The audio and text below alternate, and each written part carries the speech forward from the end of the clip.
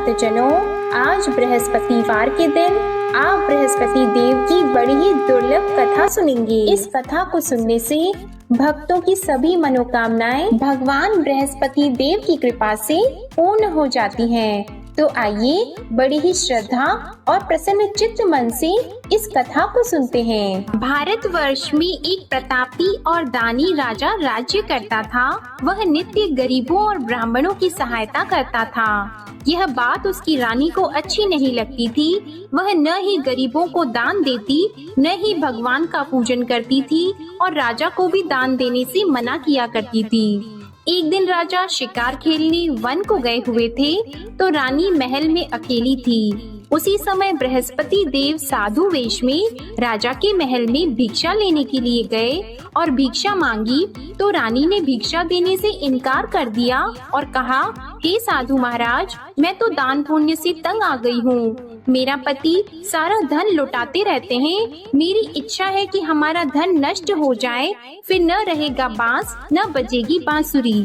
साधु ने कहा, देवी तुम तो बड़ी विचित्र हो। धन संतान तो सभी चाहते हैं, पुत्र और लक्ष्मी तो पापी के घर भी होने चाहिए। यदि तुम्हारे पास अधिक धन है तो भूखों को भोजन दो, प्यासों के लिए प्याऊ बनवाओ, मुसाफिरों के लिए धर्मशालाएं खुलवाओ। जो निर्धन अपनी कुंवारी कन्याओं का विवाह नहीं कर सकते, उनका विवाह करा दो। ऐसे और कई काम हैं जिनके करने से तुम्हारा यश लोक और परलोक में फैलेगा। परंतु रानी पर उपदेश का कोई प्रभाव नहीं पड़ा। वह बोली, महाराज आप मुझे कुछ न समझाएं। मैं ऐसा धन नहीं चाहती जो हर जगह बांटती फिरूं। साधु ने उत्तर दिया, यदि तुम्हारी ऐसी इच्छा है तो तथास्तु।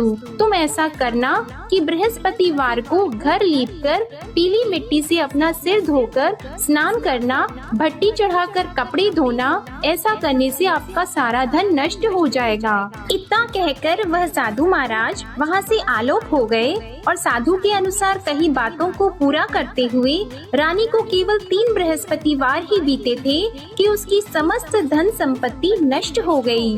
भोजन के लिए राजा का परिवार तरसने लगा। तब एक दिन राजा ने रानी से बोला कि हे रानी, तुम यहीं रहो, मैं दूसरे देश को जाता हूँ, क्योंकि यहाँ पर सभी लोग मुझे जानते हैं, इसलिए मैं कोई छोटा कार्य नहीं कर सकता। ऐसा कहकर राजा परदेश चला गया। वहाँ वह जंगल से लकड़ी काट कर लाता और शहर में बेचता था। इस तरह वह अपना जीवन व्यतीत करने लगा। इधर राजा के परदेश जाते ही रानी और दासी दुखी रहने लगी। एक बार जब रानी और दासी को 7 दिन तक बिना भोजन के रहना पड़ा, तो रानी ने अपनी दासी से कहा, हे दासी, पास ही के नगर में मेरी बहन रहती है, वह बड़ी धनवान है। तू उसके पास जा और कुछ लेकर आ, ताकि थोड़ा बहुत गुजार बसर हो सके। रानी दासी की बहन के पास गई। उस दिन गुरुवार था और रानी की बहन उस समय बृहस्पतिवार व्रत की कथा सुन रही थी। दासी ने रानी की बहन को अपनी रानी का संदेश दिया, लेकिन रानी की बड़ी बहन ने कोई उत्तर नहीं दिया। जब दासी को रानी की बहन से कोई उत्तर नहीं मिला, तो वह बहुत दुखी हुई और उसे क्रोध भी आया। दासी ने वापस आकर रानी को सारी बात बता दी। सुनकर रानी ने अपने भाग्य को कोसा। उधर रानी की बहन ने सोचा कि मेरी बहन की दासी आई थी, परंतु मैं उससे नहीं बोली, इससे वह बहुत दुखी हुई होगी। कथा सुनकर और पूजन समाप्त करके वह अपनी बहन के घर आई और कहने लगी, हे बहन, मैं बृहस्पतिवार का व्रत कर रही थी। तुम्हारी दासी मेरे घर आई थी, परंतु जब तक कथा होती है तब तक न तो उठते हैं और न ही बोलते हैं, इसलिए मैं नहीं बोली। कहो दासी क्यों गई थी? रानी बोली, बहन तुमसे क्या छिपाऊं, हमारे घर में खाने तक को अनाज नहीं था। ऐसा कहते कहते रानी की आंखें भर आई। उसने दासी समेत पिछले 7 दिनों से भूखे रहने तक की बात अपनी बहन को विस्तार पूर्वक सुना दी। रानी की बहन बोली, देखो बहन, भगवान बृहस्पति सबकी मनोकामना को पूर्ण करते हैं। देखो शायद तुम्हारे घर में अनाज रखा हो। पहले तो रानी को विश्वास नहीं हुआ, पर बहन के आग्रह करने पर उसने अपनी दासी को अंदर भेजा तो उसे सचमुच अनाज से भरा एक घड़ा मिल गया। यह देखकर दासी को बड़ी हैरानी हुई। दासी रानी से कहने लगी, हे रानी, जब हमको भोजन नहीं मिलता तो तो हम व्रत ही तो करते हैं, इसलिए क्यों न इनसे व्रत और कथा की विधि पूछ ली जाए ताकि हम भी व्रत कर सकें। तब रानी ने अपनी बहन से बृहस्पतिवार व्रत के बारे में पूछा। उसकी बहन ने बताया, बृहस्पतिवार के व्रत में चने की दाल और मुनक्का से विष्णु भगवान का केले की जड़ में पूजन करें तथा दीपक जलाएं, व्रत कथा सुनें और पीला भोजन ही करें। इससे बृहस्पति देव प्रसन्न होते हैं। और व्रत और पूजन विधि बताकर रानी की बहन अपने घर को लौट गई।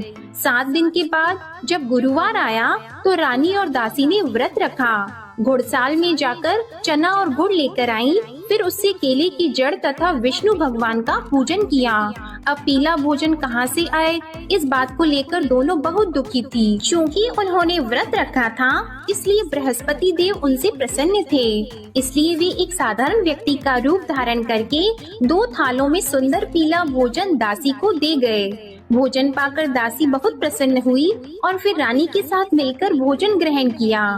उसके बाद वे सभी गुरुवार को व्रत और पूजन करने लगी। बृहस्पति भगवान की कृपा से उनके पास फिर से धन संपत्ति आ गई, परंतु रानी फिर से पहले की तरह आलस्य करने लगी।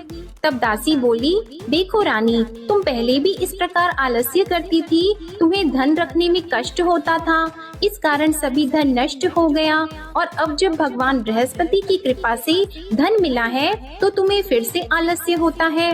रानी को समझाते हुए दासी कहती है कि बड़ी मुसीबतों के बाद हमने यह धन पाया है, इसलिए हमें दान पुण्य करना चाहिए, भूखे मनुष्यों को भोजन कराना चाहिए और धन को शुभ कार्यों में खर्च करना चाहिए, जिससे तुम्हारे कुल का यश बढ़ेगा, स्वर्ग की प्राप्ति होगी और पितृ प्रसन्न होंगे। दासी की बात मानकर रानी अपना धन शुभ कार्यों में खर्च करने लगी, जिससे पूरे नगर में उसका यश फैलने लगा। उधर एक दिन राजा दुखी होकर जंगल में एक पेड़ के नीचे आसन जमाकर बैठ गया। वह अपनी दशा को याद करके व्याकुल होने लगा। बृहस्पतिवार का दिन था। एकाएक उसने देखा कि निर्जन वन में एक साधु प्रकट हुए। वह साधु वेश में स्वयं बृहस्पति देवता थे। लकड़हारे के सामने आकर बोले, हे लकड़हारे, इस सुनसान जंगल में तू इतना चिंता मग्न क्यों बैठा है? लकड़हारे ने दोनों हाथ जोड़कर प्रणाम किया और उत्तर दिया, महात्मा जी, आप सब कुछ जानते हैं, मैं क्या कहूँ। यह कहकर रोने लगा और साधु को अपनी आत्म कथा सुनाई। महात्मा जी ने कहा, तुम्हारी स्त्री ने बृहस्पतिवार के दिन बृहस्पति भगवान का निरादर किया है, जिसके कारण रुष्ट होकर उन्होंने तुम्हारी यह दशा कर दी। अब तुम चिंता को दूर करके मेरे कहने पर चलो तो तुम्हारे सब कष्ट दूर हो जाएंगे और भगवान पहले से भी अधिक संपत्ति देंगे। तुम बृहस्पति के दिन कथा किया करो, 2 पैसे के चने मुनक्का लाकर उसका प्रसाद बनाओ और शुद्ध जल से लोटे में शक्कर मिलाकर अमृत तैयार करो। कथा के पश्चात अपने सारे परिवार और सुनने वाले प्रेमियों में अमृत व प्रसाद को बांटकर खुद भी ग्रहण करो। ऐसा करने से भगवान तुम्हारी सब मनोकामनाएं पूरी करेंगे। साधु के ऐसे वचन सुनकर लकड़हारा बोला, हे प्रभु, मुझे लकड़ी बेचकर इतना पैसा नहीं मिलता जिससे भोजन के उपरांत कुछ बचा सकूं। मैंने रात्रि में अपनी स्त्री को व्याकुल देखा है, मेरे पास कुछ भी नहीं जिससे मैं उसकी खबर मंगा सकूं। और फिर मैं बृहस्पति देव की क्या कहानी सुनूं? मुझको तो कुछ भी मालूम नहीं है। साधु ने कहा, हे लकड़हारी, तुम किसी बात की चिंता मत करो। बृहस्पतिवार के दिन तुम रोजाना की तरह लकड़ियाँ लेकर शहर को जाओ। तुमको रोज से दुगुना धन प्राप्त होगा, जिससे तुम भली भांति भोजन कर लोगे और बृहस्पति देव की पूजा का सामान भी आ जाएगा। बृहस्पति देव की कथा इस प्रकार है, सुनो। प्राचीन काल में एक ब्राह्मण रहता था। वह बहुत निर्धन था। उसकी कोई संतान नहीं थी। उसकी स्त्री बहुत मलिनता के साथ रहती थी। वह स्नान नहीं करती, किसी देवता का पूजन नहीं करती। इससे ब्राह्मण देवता बड़े दुखी थे। बेचारे बहुत कुछ कहते थे, किंतु उसका कुछ परिणाम नहीं निकला। भगवान की कृपा से ब्राह्मण की स्त्री के कन्या रूपी रत्न पैदा हुआ। कन्या बड़ी होने पर प्रातः स्नान करके विष्णु भगवान का जाप और बृहस्पतिवार का व्रत करने लगी। अपने पूजन पाठ को समाप्त करके विद्यालय जाती तो अपनी मुट्ठी में जौ भर के ले जाती और पाठशाला के मार्ग में डालती जाती। तब ये जौ स्वर्ण के हो जाते तो लौटते समय उनको बीन कर घर ले आती। एक दिन वह बालिका सूप में उस सोने की जौ को फटक कर साफ कर रही थी कि उसके पिता ने देख लिया और कहा, हे बेटी, सोने की जौ के लिए सोने का सूप होना चाहिए। दूसरे दिन बृहस्पतिवार था। इस कन्या ने व्रत रखा और बृहस्पति देव से प्रार्थना करके कहा, मैंने आपकी पूजा सच्चे मन से की है तो मेरे लिए सोने का सूप दे दो। बृहस्पति देव ने उसकी प्रार्थना स्वीकार कर ली। रोजाना की तरह वह कन्या जौ फैलाती हुई जाने लगी। जब लौटकर जौ बीन रही थी तो बृहस्पति देव की कृपा से सोने का सूप मिला। उसे वह घर ले आई और उसमें जौ साफ करने लगी, परंतु उसकी माँ का वही ढंग रहा। एक दिन की बात है कि वह कन्या सोने के सूप में जौ साफ कर रही थी। उस समय उस शहर का राजपुत्र वहाँ से होकर निकला। इस कन्या के रूप और कार्य को देखकर मोहित हो गया और अपने घर आकर भोजन और जल त्याग कर उदास होकर लेट गया। राजा को इस बात का पता लगा तो अपने प्रधानमंत्री के साथ उसके पास गए और बोले, हे बेटा, तुम्हें किस बात का कष्ट है? किसी ने तुम्हारा अपमान किया है अथवा और कोई कारण हो सो कहो, मैं वही कार्य करूँगा जिससे तुम्हें प्रसन्नता हो। अपने पिता की राजकुमार ने बातें सुनी तो वह बोला, मुझे आपकी कृपा से किसी बात का दुख नहीं है। किसी ने मेरा अपमान नहीं किया है, परंतु मैं उस लड़की से विवाह करना चाहता हूँ जो सोने के सूप में जौ साफ कर रही थी। यह सुनकर राजा आश्चर्य में पड़ गया और बोला, हे बेटा, इस तरह की कन्या का पता तुम ही लगाओ, मैं उसके साथ तेरा विवाह अवश्य ही करवा दूंगा। राजकुमार ने उस लड़की के घर का पता बताया। तब मंत्री उस लड़की के घर गए और ब्राह्मण देवता को सभी हाल बताया। ब्राह्मण देवता राजकुमार के साथ अपनी कन्या का विवाह करने के लिए तैयार हो गए तथा विधि विधान के अनुसार ब्राह्मण की कन्या का विवाह राजकुमार के साथ हो गया। कन्या के घर से जाते ही पहले की भांति उस ब्राह्मण देवता के घर में गरीबी का निवास हो गया। अब भोजन के लिए भी अन्न बड़ी मुश्किल से मिलता था। एक दिन दुखी होकर ब्राह्मण देवता अपनी पुत्री के पास गए। बेटी ने पिता की दुखी अवस्था को देखा और अपनी माँ का हाल पूछा। तब ब्राह्मण ने भी सभी हाल कहा। कन्या ने बहुत सा धन देकर अपने पिता को विदा कर दिया। इस तरह ब्राह्मण का कुछ समय सुखपूर्वक व्यतीत हुआ। कुछ दिन के बाद फिर वही हाल हो गया। ब्राह्मण फिर अपनी कन्या के यहाँ गया और सारा हाल कहा तो लड़की बोली, हे पिताजी, आप माताजी को यहाँ ले आओ, मैं उन्हें विधि बता दूंगी जिससे उनकी गरीबी दूर हो जाए। वह ब्राह्मण देवता अपनी स्त्री को साथ लेकर पहुँचे तो अपनी माँ को समझाने लगी कि हे माँ, तुम प्रातः काल प्रथम स्नान आदि करके विष्णु भगवान का पूजन करो तो सब दरिद्रता दूर हो जाएगी। परंतु उसकी माँ ने एक भी बात नहीं मानी और प्रातः काल उठकर अपनी पुत्री के बच्चों की जूठन को खा लिया। इससे उसकी पुत्री को भी बहुत गुस्सा आया। उसने एक रात को एक कोठरी से सारा सामान निकाल दिया और अपनी माँ को उसमें बंद कर दिया। प्रातः उसमें से उसे निकाला तो स्नान आदि करा के पूजा पाठ करवाया तो उसकी माँ की बुद्धि ठीक हो गई। इसके बाद वह नियम से पूजा पाठ करती और प्रत्येक बृहस्पतिवार को व्रत रखने लगी। इस व्रत के प्रभाव से उसकी माता और पिता बहुत ही धनवान और पुत्रवान हो गए और बृहस्पति देवता के प्रभाव से इस लोक के सुख को भोगकर अंत में स्वर्ग को प्राप्त हुए। इस तरह कहानी कहकर साधु देवता वहाँ से अंतर्ध्यान हो गए। धीरे धीरे समय व्यतीत होने पर फिर वही बृहस्पतिवार का दिन आया। लकड़हारा जंगल से लकड़ी काटकर किसी शहर में बेचने गया। उसे उस दिन और दिन से अधिक पैसा मिला। राजा ने चना गुड़ आदि लाकर गुरुवार का व्रत किया। उस दिन से उसके सभी क्लेश दूर हो गए। परंतु जब दोबारा गुरुवार का दिन आया तो बृहस्पतिवार का व्रत करना भूल गया। इस कारण बृहस्पति भगवान नाराज हो गए। उस दिन उस नगर के राजा ने विशाल यज्ञ का आयोजन किया था तथा शहर में ये घोषणा करा दी कि कोई भी मनुष्य अपने घर में भोजन न बनवाए, न आग जलाए। समस्त जनता मेरे यहाँ भोजन करने आए। इस आज्ञा को जो न मानेगा उसे फांसी की सजा दी जाएगी। इस तरह की घोषणा संपूर्ण नगर में करवा दी गई। राजा की आज्ञा के अनुसार शहर के सभी लोग भोजन करने गए, लेकिन लकड़हारा कुछ देर से पहुंचा। इसलिए राजा उसको अपने साथ घर लेके गए और ले जाकर भोजन करा रहे थे तो रानी की दृष्टि उस खूंटी पर पड़ी जिस पर उसका हार लटका हुआ था। वह वहाँ पर दिखाई नहीं दिया। रानी ने निश्चय किया कि मेरा हार इस मनुष्य ने चुरा लिया है। उसी समय सिपाहियों को बुलाकर उसको कारागार में डलवा दिया। जब लकड़हारा कारागार में पड़ गया और बहुत दुखी होकर विचार करने लगा कि न जाने कौन से पूर्व जन्म के कर्म से मुझे यह दुख प्राप्त हुआ है, और उसी साधु को याद करने लगा जो कि जंगल में मिला था। उसी समय तत्काल बृहस्पति देव साधु के रूप में प्रकट हुए और उसकी दशा को देखकर कहने लगे, अरे मूर्ख, तूने बृहस्पति देव की कथा नहीं करी, इस कारण तुझे दुख प्राप्त हुआ है। अब चिंता मत कर, बृहस्पतिवार के दिन कारागार के दरवाजे पर 4 पैसे पड़े मिलेंगे, उनसे तू बृहस्पति देव की पूजा करना, तेरे सभी कष्ट दूर हो जाएंगे। बृहस्पतिवार के दिन उसे 4 पैसे मिले। लकड़हारे ने कथा कही। उसी रात्रि को बृहस्पति देव ने उस नगर के राजा को स्वप्न में कहा, हे राजा, तुमने जिस आदमी को कारागार में बंद कर दिया है वह निर्दोष है, वह राजा है, उसे छोड़ देना। रानी का हार उसी खूंटी पर लटका है। अगर तू ऐसा नहीं करेगा तो मैं तेरे राज्य को नष्ट कर दूंगा।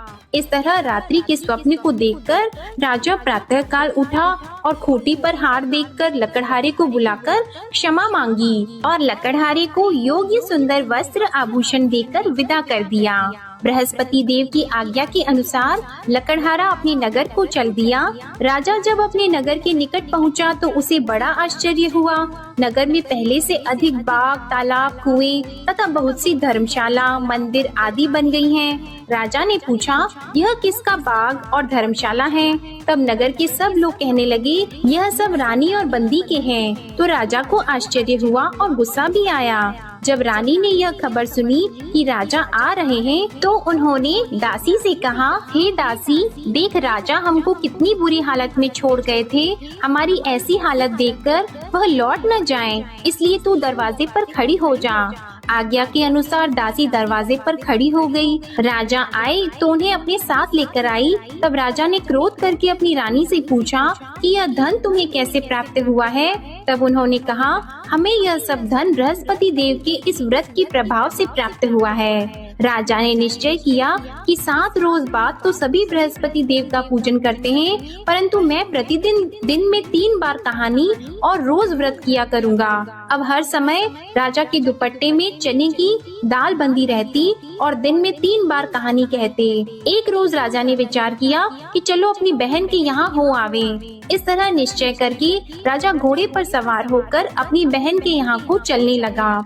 मार्ग में उसने देखा कि कुछ आदमी एक मुर्दे को लिए जा रहे हैं। उन्हें रोककर राजा कहने लगा, अरे भाइयों, मेरी बृहस्पति देव की कथा सुन लो।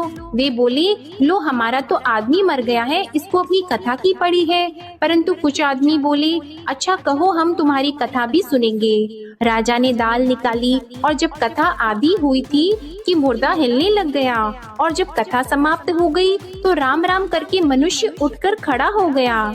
आगे मार्ग में उसे एक किसान खेत में हल चलाता मिला तो राजा ने उसे देखकर बोला, अरे भैया, तुम मेरी बृहस्पतिवार की कथा सुन लो। किसान बोला, जब तक मैं तेरी कथा सुनूंगा तब तक 4 हरैया जोत लूंगा। जा अपनी कथा किसी और को सुनाना। इस तरह राजा आगे चलने लगा। राजा के हटते ही बैल पछाड़ खाकर गिर गए और किसान के पेट में बड़ी जोर का दर्द होने लगा। उस समय उसकी माँ रोटी लेकर आई और उसने जब यह देखा तो अपने पुत्र से सब हाल पूछा और बेटे ने सभी हाल कह दिया। तो बुढ़िया दौड़ी दौड़ी उस घुड़सवार के पास गई और उससे बोली कि मैं तेरी कथा सुनूंगी, तू अपनी कथा मेरे खेत पर चलकर ही कहना। राजा ने बुढ़िया के खेत पर जाकर कथा कही, जिसके सुनते ही वह बैल उठकर खड़े हुए तथा किसान के पेट का दर्द भी बंद हो गया। राजा अपनी बहन के घर पहुंचा। बहन ने भाई की खूब मेहमानी की। दूसरे रोज प्रातः काल राजा जगा तो वह देखने लगा कि सब लोग भोजन कर रहे हैं। राजा ने अपनी बहन से कहा, ऐसा कोई मनुष्य है जिसने भोजन नहीं किया हो? मेरे बृहस्पतिवार की कथा सुन ले। बहन बोली, हे भैया, यह देश ऐसा है कि पहले यहाँ लोग भोजन करते हैं, बाद में अन्य काम करते हैं। अगर कोई पड़ोस में हो तो देख आऊं। वह ऐसा कहकर देखने चली गई, परंतु उसे कोई ऐसा व्यक्ति नहीं मिला जिसने भोजन न किया हो। अतः वह एक कुम्हार के घर गई जिसका लड़का बीमार था। उसे मालूम हुआ कि उनके यहाँ 3 रोज से किसी ने भोजन नहीं किया है। रानी ने अपने भाई की कथा सुनने के लिए कुम्हार से कहा। वह तैयार हो गया। राजा ने जाकर बृहस्पतिवार की कथा कही, जिसको सुनकर उसका लड़का ठीक हो गया। अब तो राजा की प्रशंसा होने लगी। एक रोज राजा ने अपनी बहन से कहा कि हे बहन, हम अपने घर को जाएंगे, तुम भी तैयार हो जाओ। राजा की बहन ने अपनी सास से कहा तो सास ने कहा, हाँ चली जा, परंतु अपने लड़कों को मत ले जाना, क्योंकि तेरे भाई की कोई औलाद नहीं है। बहन ने अपने भैया से कहा, हे भैया, मैं तो चलूंगी पर कोई बालक नहीं चलेगा। तो राजा बोला, जब कोई बालक नहीं चलेगा तब तुम ही क्या करोगी? बड़े दुखी मन से राजा अपने नगर को लौट आया। राजा ने अपनी रानी से कहा, हम निर्वंशी हैं, हमारा मुंह देखने का धर्म नहीं है और कुछ भोजन आदि नहीं किया है। रानी बोली, हे प्रभु, बृहस्पति देव ने हमें सब कुछ दिया है, वह हमें औलाद अवश्य देंगे। उसी रात को बृहस्पति देव ने राजा से स्वप्न में कहा, हे राजा उठो, सभी सोच त्याग दो, तेरी रानी गर्भ से है। राजा को यह बात सुनकर बड़ी खुशी हुई। 9वें महीने में उसके गर्भ से एक सुंदर पुत्र पैदा हुआ।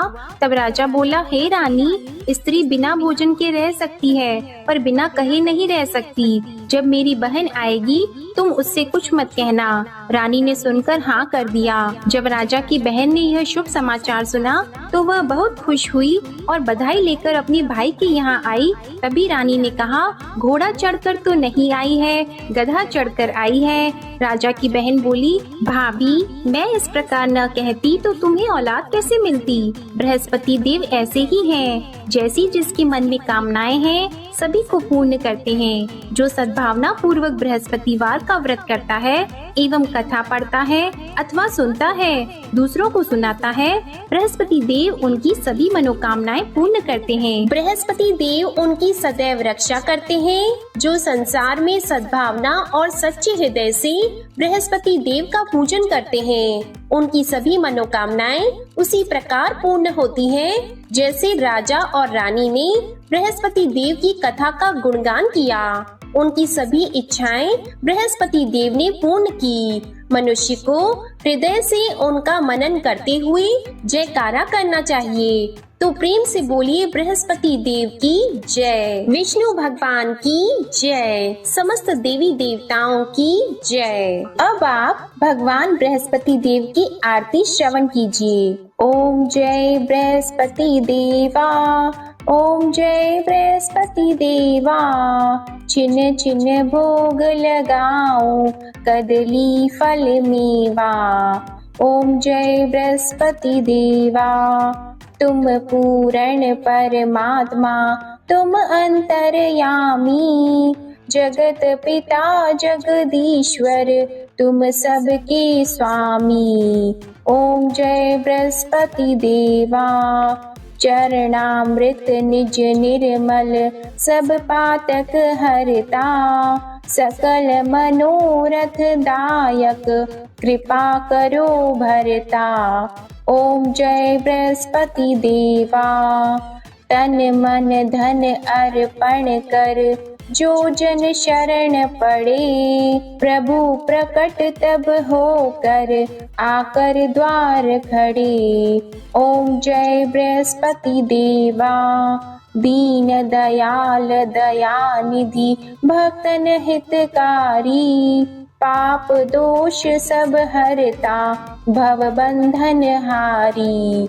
ओम जय बृहस्पति देवा, सकल मनोरथ दायक, सब संशय तारो, विषय विकार मिटाओ संतन सुखकारी। ओम जय बृहस्पति देवा, जो कोई आरती तेरी प्रेम सहित गावे, ज्येष्ठानंद बंद सो निश्चय ही पावे। ओम जय बृहस्पति देवा, ओम जय बृहस्पति देवा। प्रेम से बोलिए भगवान बृहस्पति देव की जय। बोलिए भगवान श्री लक्ष्मी नारायण जी की जय। आपको आज की कथा पसंद आए, आरती पसंद आए तो वीडियो को लाइक कीजिएगा, शेयर कीजिएगा, कमेंट में भगवान बृहस्पति देव जी की जय लिखिएगा और चैनल को भी सब्सक्राइब कीजिएगा।